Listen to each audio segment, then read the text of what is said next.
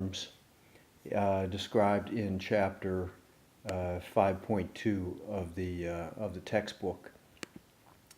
So the Incoterms is really just a shorthand way of referring to some terms promulgated by the International Chamber of Commerce. And no one really seems to know where the Incoterms developed or when they developed, but they suspect they developed back in the probably 13, 14, 1500s, probably in Italy, when a number of merchants were trading, and they were looking for a shorthand way to designate contractual obligations.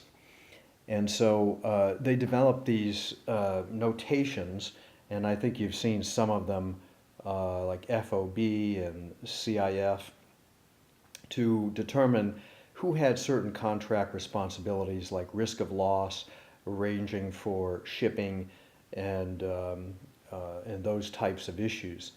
So they basically grew out of custom and usage, and probably trading between and among the Italian city-states over centuries of international trade.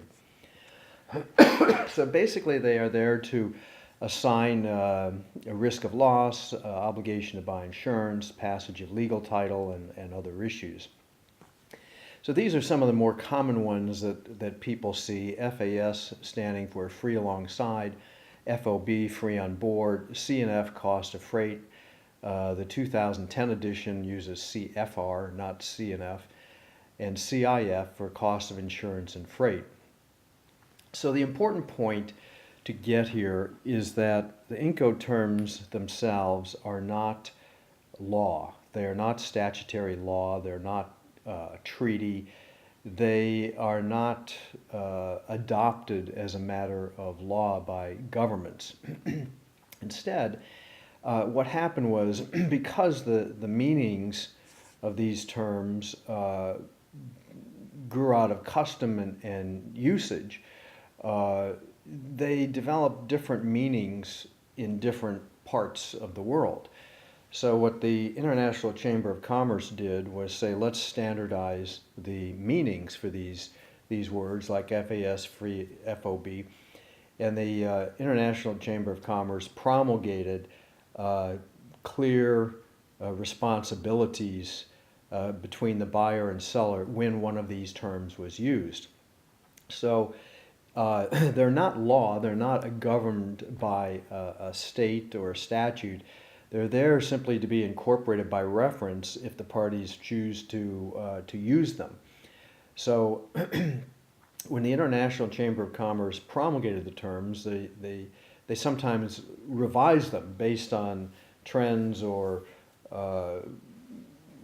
modified thinking about how things should work. So occasionally these Incoterms get revised, and the two most recent editions are the 2000 edition and the 2010 edition. And so the 2000 edition was updated and became effective January 1st, 2011. The fact they updated it does not mean you cannot use the 2000 edition. You can use any edition you want. You simply should say which one you want to use. So if you're saying FOB or CIF, you should put in parentheses Inco 2000 or Inco 2010, so people know precisely what edition of the Incoterms you're using. And the outcome can be different, so it's important to do that. If you don't do that, then you could be referring to the 2000 edition, the 2010 edition, or local custom and usage. So a failure to specify can be important and lead to a dramatically different outcome. You can see the International Chamber of Commerce website has more information about the Incoterms. So let's just kind of briefly look at a couple of them. The purpose here is not to make you experts on Incoterms, but just to give you a sense of what they are and how they work. And there are different Incoterms for different types of shipping. So maritime shipping has their own. airplanes have their own, etc. So on the maritime, which is what we're focused on, about 4 of these terms, we have the free alongside, and it basically means the seller must deliver the goods alongside the ship, and he has the responsibility and risk of loss until they are delivered alongside the ship. And note that the goods are not loaded, they're basically put alongside the ship. In contrast, FOB, free on board, the seller must deliver goods to the ship, and he is responsible for the goods until they are loaded on the ship. And specifically, the words used in the Inco terms are past the ship's rail. So if they're sitting on the dock, the seller is liable for risk of loss, but once the crane picks them up and moves them over to the dock, to the boat, and the goods pass the ship's rail, then the buyer becomes liable for risk of loss. So,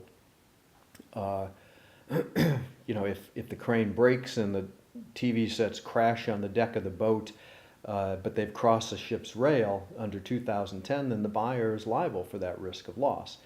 Now, 2010 uses slightly different words. The liability shifts when the goods are on board the vessel.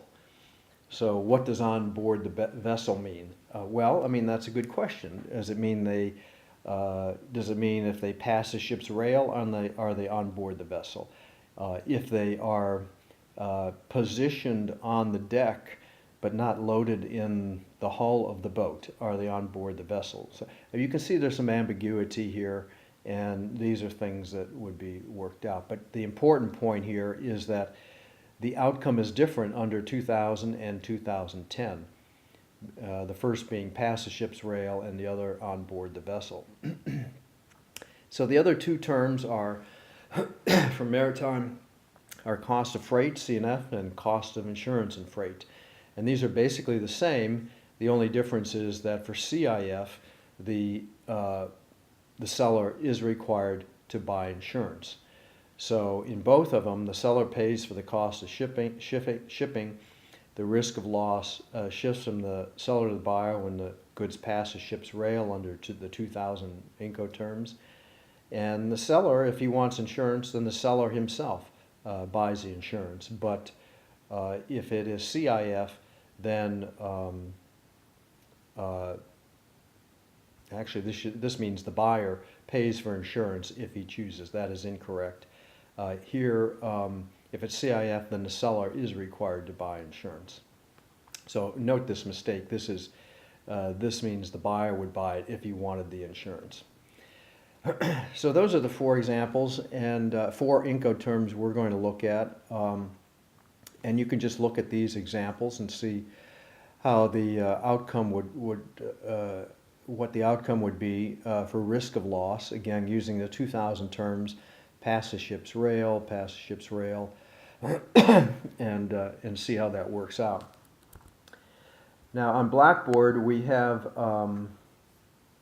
you can download the Incoterms, and you can see what's involved here. So here is the definition of the FOB term, and they break it down into 2 categories. The seller's obligations, which is paragraph A, and you can see all of these are the seller's obligations, and then B would be the buyer's obligations. So this is everything that B is responsible to do. So when you say FOB, you know the Incoterms are essentially writing a contract for you and incorporating all of these terms into that contract.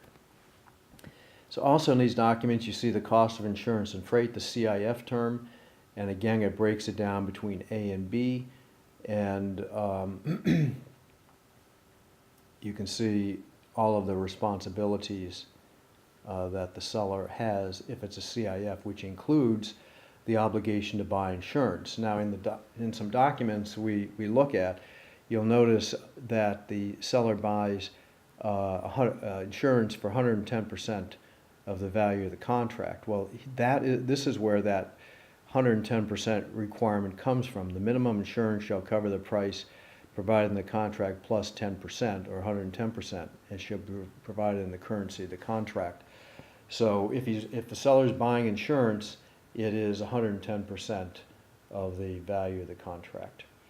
So we're not going to go through the nitty-gritty of all these obligations. Again, the purpose is not to make you an expert on Incoterms, but the purpose is for you to understand where they come from. In a basic sense, these four terms, FAS, FOB, CNF, and CIF, to see how those obligations work and how risk of loss is transferred and the obligation to buy insurance is covered. And that's about it. We won't really go through the other Incoterms.